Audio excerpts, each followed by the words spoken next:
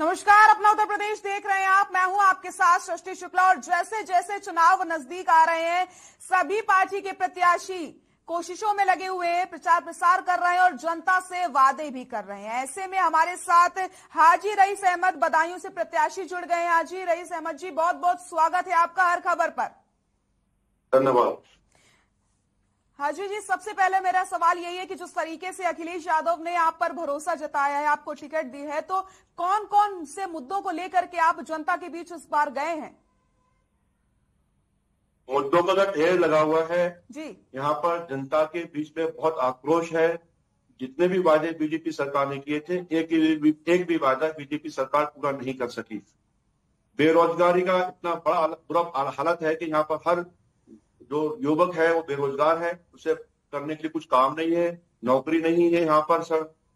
और खास करके मैं किसानों की बात करता हूँ, किसानों में बहुत ज्यादा रोष है। जिस तरह से आपने देखा होगा, किसान आंदोलन चला, हमारे किसान भाइयों को 700 से अधिक लोगों को जान गंवानी पड़ी। किसानों के ऊपर यहाँ पर गाड़ियां चढ़ा दी गई करती, उनका अपमान किया गया करते। तो यहाँ पर बहुत बुरा हाल है। ऐसा लगता नहीं कि ये हमारे इस देश में आ गए हम यहाँ पर। और स्वास्थ्य के नाम पर यहाँ पर कुछ भी नहीं है ऐसा, विकास के नाम पर यहाँ पर शून्य है। हमारे शहर से ही नगर राज्य मंत्री है, उनके ही नगर राज्य मंत्री के शहर में ही, उनके घर के सामने ही कचरे का ढेर है, नालियों में गंदे गंदे ढेर लगे हुए हैं। सड़क बिल्कुल शहर में सड़कों का नाम और निशान दूर दूर तक नहीं है।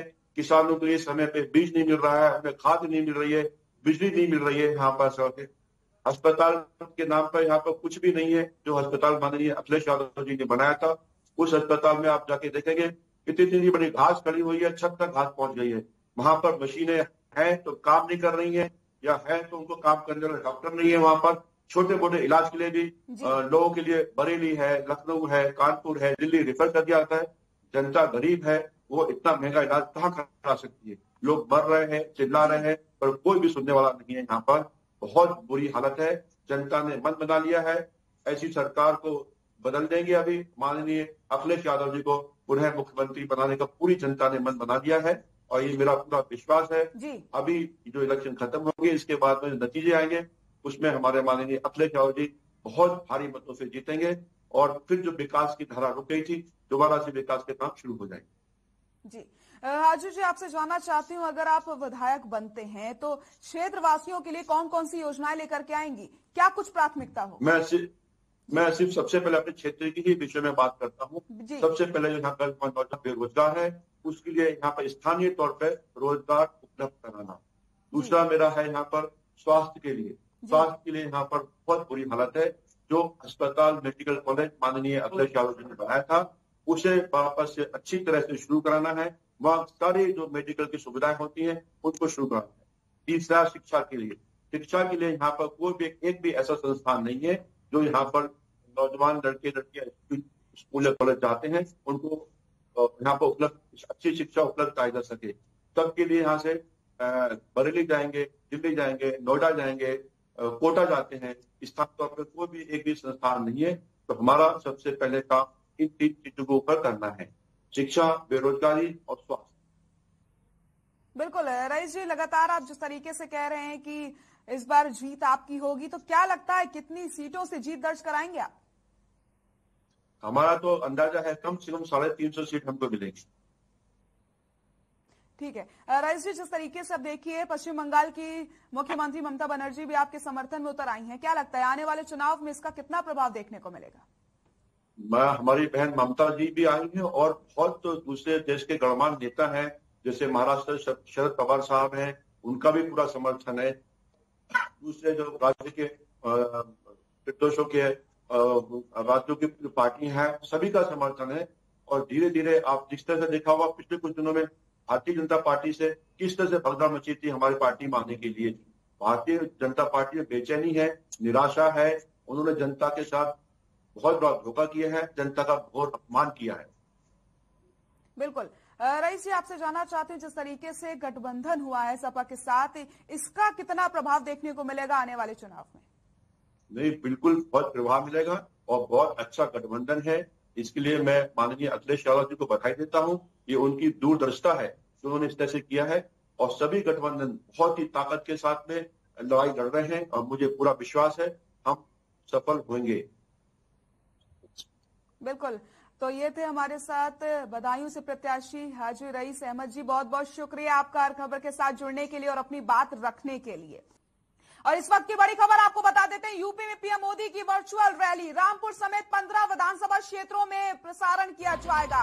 50,000 से ज्यादा लोग देख सकेंगे प्रसारण। लखनऊ स्थित वर्चुअल रैली स्टूडियो से संचालन किया जाएगा। इस वक्त की बड़ी खबर आपको हम बता रहे हैं, जहां 50,000 से ज्यादा लोग वर्चुअल रैली का हिस्सा बनेंगे।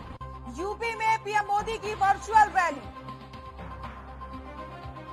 इस वक्त की बड़ी खबर, रामपुर समेत 15 विधानसभा क्षेत्रों में प्रसारण किया जाएगा। 50,000 से ज्यादा लोग देख सकेंगे प्रसारण। लखनऊ स्थित वर्चुअल रैली स्टूडियो से इसका संचालन होगा। यूपी में पीएम मोदी की वर्चुअल रैली,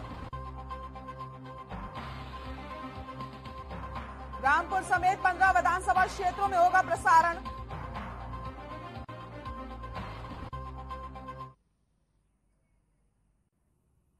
और इस वक्त की बड़ी खबर आपको बता देते हैं, यूपी में बीजेपी आज जारी करेगी घोषणा पत्र। गृह मंत्री अमित शाह जारी करेंगे संकल्प पत्र। जनता की राय के बाद बीजेपी ने यह संकल्प पत्र तैयार किया है। आपको बताते चले, सीएम योगी आदित्यनाथ, केंद्रीय मंत्री धर्मेंद्र प्रधान मौजूद रहेंगे। डिप्टी सीएम दिनेश शर्मा और अनुराग ठाकुर भी इस मौके पर मौजूद रहेंगे। यूपी में गृह मंत्री अमित शाह आज बीजेपी का घोषणा पत्र जारी करेंगे। जनता की राय के बाद बीजेपी ने संकल्प पत्र तैयार किया है। आपको बता दें, सीएम योगी आदित्यनाथ, केंद्रीय मंत्री धर्मेंद्र प्रधान भी इस मौके पर मौजूद रहेंगे।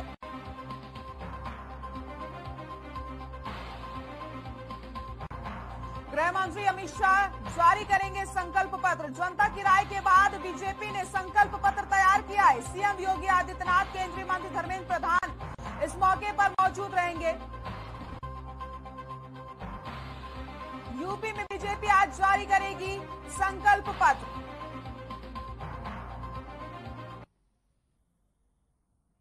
और इस वक्त की बड़ी खबर आपको बताते हैं, चंद्रशेखर आजाद आज भरेंगे नामांकन। गोरखपुर विधानसभा सीट से लड़ रहे हैं चुनाव। आजाद समाज पार्टी के अध्यक्ष हैं चंद्रशेखर आजाद आज भरेंगे नामांकन। सीएम योगी के सामने गोरखपुर विधानसभा सीट से लड़ रहे हैं चुनाव। आजाद समाज पार्टी के अध्यक्ष हैं चंद्रशेखर, आज नामांकन भरने वाले। इस वक्त की बड़ी खबर, चंद्रशेखर आजाद आज भरेंगे नामांकन। सीएम योगी के सामने गोरखपुर विधानसभा सीट से लड़ रहे हैं चुनाव। आजाद समाज पार्टी के अध्यक्ष हैं चंद्रशेखर, गोरखपुर विधानसभा सीट से लड़ रहे हैं चुनाव। गोरखपुर विधानसभा से चंद्रशेखर चुनाव लड़ रहे हैं और चंद्रशेखर आजाद आज नामांकन भरने जा रहे हैं।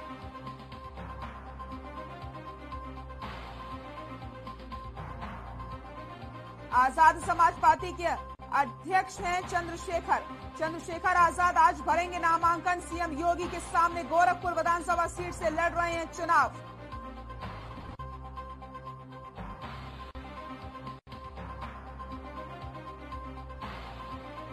गोरखपुर विधानसभा सीट से लड़ रहे हैं चुनाव। वक्त हो चला एक छोटे से ब्रेक का, जल्द हाजिर होते हैं।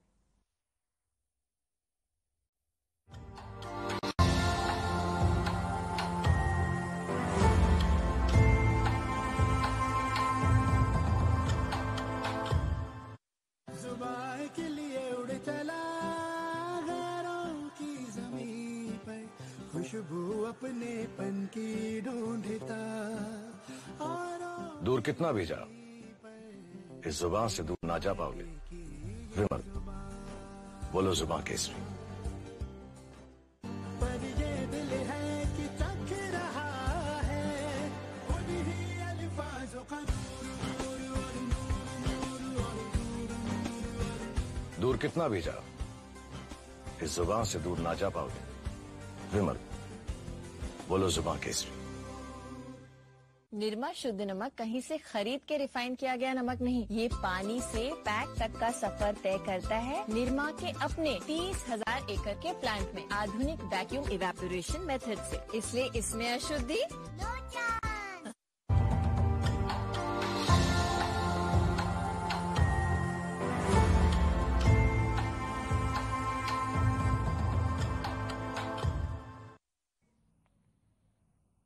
ब्रेक के बाद एक बार फिर से आप सभी का स्वागत है। पश्चिम बंगाल की मुख्यमंत्री ममता बनर्जी उत्तर प्रदेश की राजधानी लखनऊ पहुंची हैं। अखिलेश यादव ने ममता बनर्जी का जोरदार स्वागत किया। ममता बनर्जी के स्वागत के लिए सपा मुखिया अखिलेश यादव खुद लखनऊ एयरपोर्ट पहुंचे। सपा कार्यकर्ताओं ने भी ममता बनर्जी का जोरदार स्वागत किया। ममता बनर्जी 2 दिवसीय दौरे पर लखनऊ पहुंची है। ममता बनर्जी समाजवादी पार्टी कार्यालय भी पहुंचेंगी, जहां सपा मुखिया अखिलेश यादव के साथ संयुक्त प्रेस वार्ता करेंगे। इसके अलावा वर्चुअल रैली में भी वो हिस्सा लेने वाली है।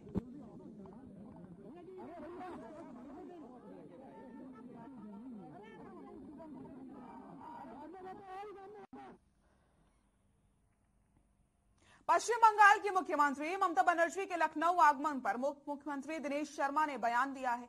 कहा कि सपा के गुंडे माफियाओं का सहयोग करने आई है ममता बनर्जी, और सपा के राष्ट्रीय अध्यक्ष अखिलेश यादव के बुलाने पर उत्तर प्रदेश में ममता बनर्जी आखिर क्यों आई, उनको जवाब देना चाहिए। और जिस तरीके से उत्तर प्रदेश और बिहार के लोगों को गुंडा माफिया कह करके भगाने की बात कही, उस पर ममता बनर्जी जी को अपने शब्द वापस लेने चाहिए और बिहार और उत्तर प्रदेश की जनता से माफी मांगनी चाहिए।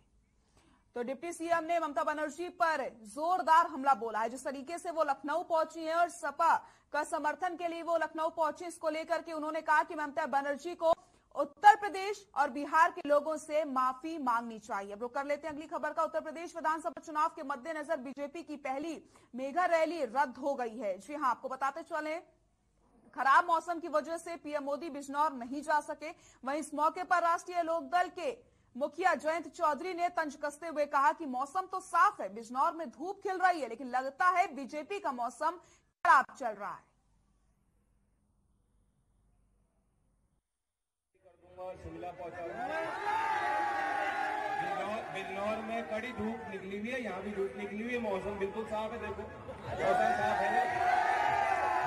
बिजनौर में हम बड़ी उत्सुकता से सुन रहे थे कि आज मोदी जी वहाँ जा रहे थे और कुछ ना कुछ वो सफाई देते।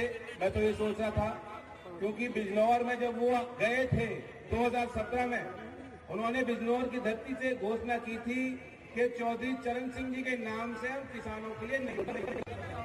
योगी जी कह रहे हैं कि सर्दी कर दूंगा और शिमला पहुंचा दूंगा। बिजनौर में कड़ी धूप।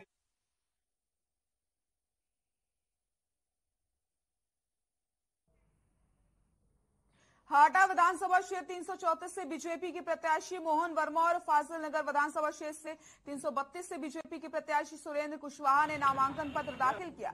वहीं बीजेपी के दोनों प्रत्याशियों के नामांकन पत्र दाखिल करने के दौरान पूर्व केंद्रीय गृह राज्य मंत्री कुंवर आरपीएन सिंह मौके पर पहुंचे और उन्होंने बातचीत में बताया कि जिस तरीके से पीएम मोदी हमारी पुरानी संस्कृति को जोड़कर 21वीं सदी से एक विकसित हिंदुस्तान को एक नया हिंदुस्तान बनाने का दौर शुरू किया गया, उसी तरीके से बीजेपी का एक कार्यकर्ता हूं। मुझे जहां प्रचार प्रसार के लिए लगाया गया है, मैं पूरे तन मन से वहां पर अपने प्रचार करूंगा।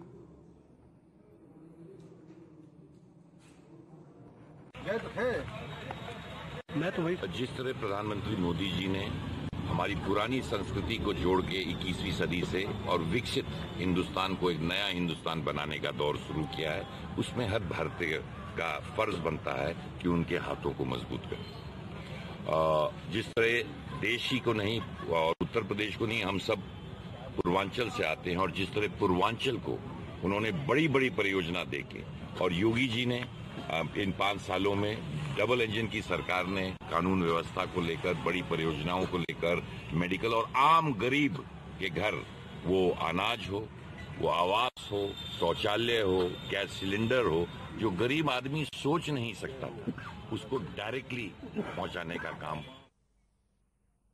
सूबे के मंत्री जगदीशपुर बीजेपी विधायक सुरेश पासी कलेक्ट्रेट पहुंचे, जहां जगदीशपुर विधानसभा के बीजेपी प्रत्याशी सुरेश पासी ने रिटर्निंग ऑफिसर के सामने 3 सेटों में नामांकन पत्र दाखिल किया। बीजेपी पार्टी ने दूसरी बार जगदीशपुर विधानसभा से सुरेश पासी को फिर से प्रत्याशी बनाया है।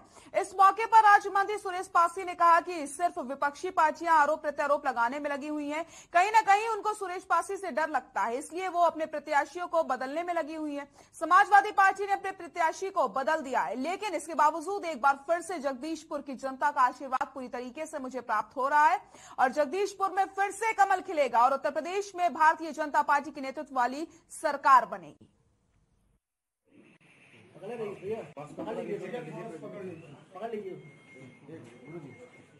एक सेकंड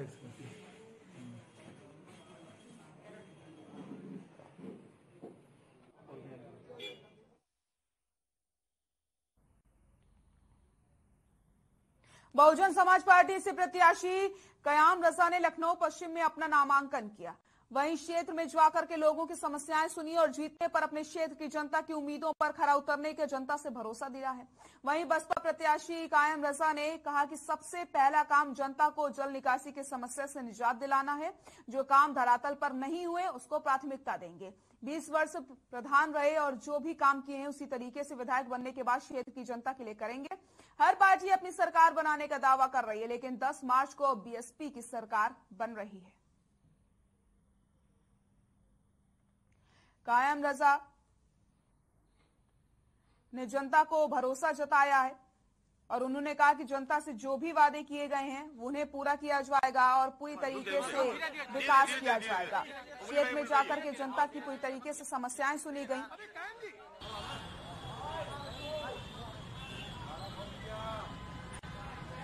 दस मार्च को बीएसपी की सरकार बनेगी, ये उम्मीद भी कायम रजा ने जताई है।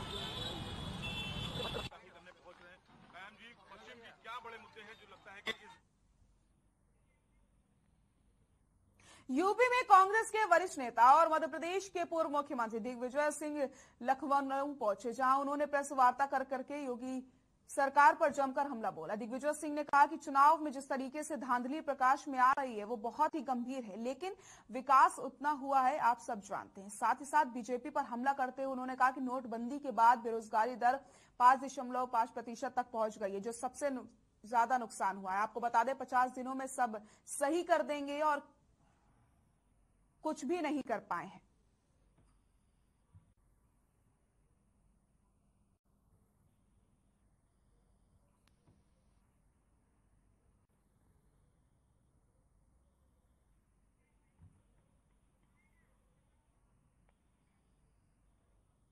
नोएडा में समाजवादी पार्टी के प्रत्याशी ने परिवार के साथ आत्महत्या करने की बात कही है। सुनील चौधरी ने अधिकारियों और पुलिसकर्मियों पर भेदभाव करने का आरोप लगाया। इस दौरान सपा प्रत्याशी सुनील चौधरी ने कहा कि भावुक हो जाते हैं और क्या कुछ उन्होंने कहा आपको सुनाते हैं। ऐसी हरकतें हो रही है कि पुलिस कर रही है, हमारे कार्यकर्ता का शोषण कर रही है। जो लोग हमारे साथ हैं उनके बदतमीजी हो रही है, उनके घर पे बदतमीजी की जा रही है। सेक्टर 16 में एक महिला बेचारी गरीब है, उसने जो है सुनील चौधरी जिंदाबाद के नारे लगा दिए। किसके सामने लगाए? एक हमारे यहाँ वो आए थे, क्या कहते हैं, मनोज तिवारी आए थे, उसकी वीडियो चली। आज उसका घर जाकर तोड़ दिया गया। मेरे पोस्टर उसके घर के अंदर, मेरे बैनर लगे वो फाड़ दिए गए, मेरे कैलेंडर लगे गए फाड़ दिए गए। कैसे तो चुनाव नहीं होगा। अगर आपको ऐसे ही अपने बेटे को एमएलए बनाना है तो मैं तो ऐसे ही सर्टिफिकेट देने को तैयार हूँ, मैं दे दूंगा सर्टिफिकेट। नहीं, ऐसे मत करो। फिर हम जैसा आदमी कैसे चुनाव लड़ेगा? मैं गली गली घूम रहा हूँ, मैं रात के 1-2 बजे पहुंच रहा हूँ, सुबह 5 बजे चले आता हूँ। मेरी बगल में मेरी बीवी खड़ी हुई है, ये सुबह के 7 बजे निकल जाती है, रात के 12 बजे आती है। लोगों के पैर छू रही है, बात कर रही है, वोट मांग रही है। और अगर पुलिस ऐसे चुनाव लड़ेगी, मेरे बस की तो चुनाव लड़ना नहीं है, मैं इनका सामना नहीं कर सकता। लेकिन 2 दिन से ऐसी हरकतें हो रही है कि पुलिस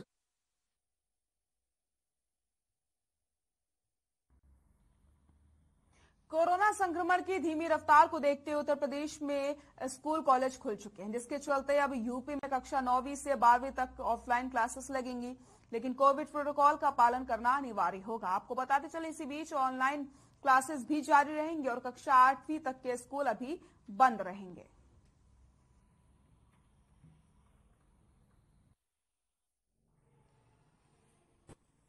पहले बात तो सरकार को धन्यवाद देते हैं कि आज खोलने की परमिशन दी गई और यहाँ बच्चे भी खुश हैं और साथ में पेरेंट्स भी। और सरकार के द्वारा जारी कोरोना गाइडलाइंस का पालन करते हुए गेट पे चेकिंग कराया बच्चे का, ठीक है, स्कैनिंग, उसके बाद मास्क और सोशल डिस्टेंस का पालन करते हुए क्लास में बैठाया गया है। ऑनलाइन और ऑफलाइन बड़ा अंतर रहता है, बड़े इशू रहते हैं। ऑनलाइन के साथ मोबाइल की समस्या रहती है, नेटवर्क की समस्या रहती है। हो रही है, प्रॉपर वे से स्कैनिंग हो रही है, बच्चे सैनिटाइजर लेके आ रहे हैं, मास्क लगा के आ रहे हैं, हर पीरियड में वो सैनिटाइजर यूज कर रहे हैं, टीचर्स भी सैनिटाइजर यूज कर रहे हैं, कॉपीज वगैरह टच करने से पहले बाद में वो लोग सैनिटाइजर यूज कर रहे हैं। तो इन सारी चीजों को ध्यान रखने से प्रोटोकॉल का बराबर जो है वो पालन हो रहा है स्कूल के अंदर। बाकी क्लासेस भी जो है बच्चे डिस्टेंस के साथ बैठते हैं क्लासेस में, ग्रुपिंग नहीं होती। खबर मैनपुरी से, जहां 28 वर्षीय युवक को गोली मारकर घायल कर दिया जाता है। गंभीर हालत में उसे अस्पताल में भर्ती करवाया जाता है। वहीं आपको बता दें, सिपाही पीजीआई रेफर कर दिया गया है। वहीं सूचना मिलते ही कोतवाली पुलिस के अलावा सीओ सिटी अमर बहादुर सिंह ने रूपपुर गांव पहुंचकर मामले की जांच पड़ताल की। पुलिस के अनुसार मामला पुरानी रंजिश का बताया जा रहा है, न कि पूरे मामले की जांच पड़ताल पुलिस द्वारा की जा रही है। फोन कर रहे हैं, रात की बात है ना। कल रात लगभग 11:30 बजे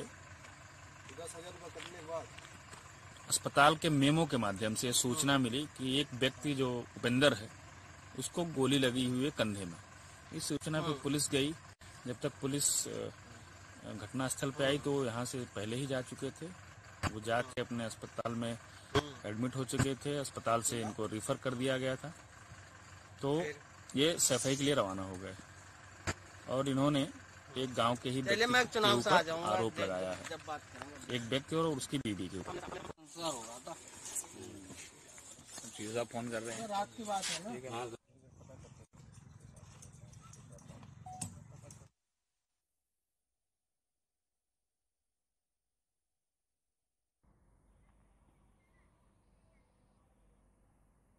खबर उत्तर प्रदेश के जौनपुर से है, जहां एक महिला समेत 3 बच्चों के साथ कुएं में कूद जाती है, जिसके चलते 2 जुड़वा बच्चों की मौत हो गई है, जबकि मासूम बेटी की तलाश जा रही है। वहीं महिला को गंभीर हालत में अस्पताल में भर्ती करवाया गया।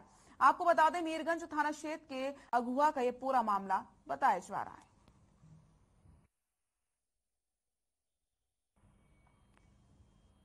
अपना उत्तर प्रदेश में फिलहाल के लिए इतना ही। नमस्कार।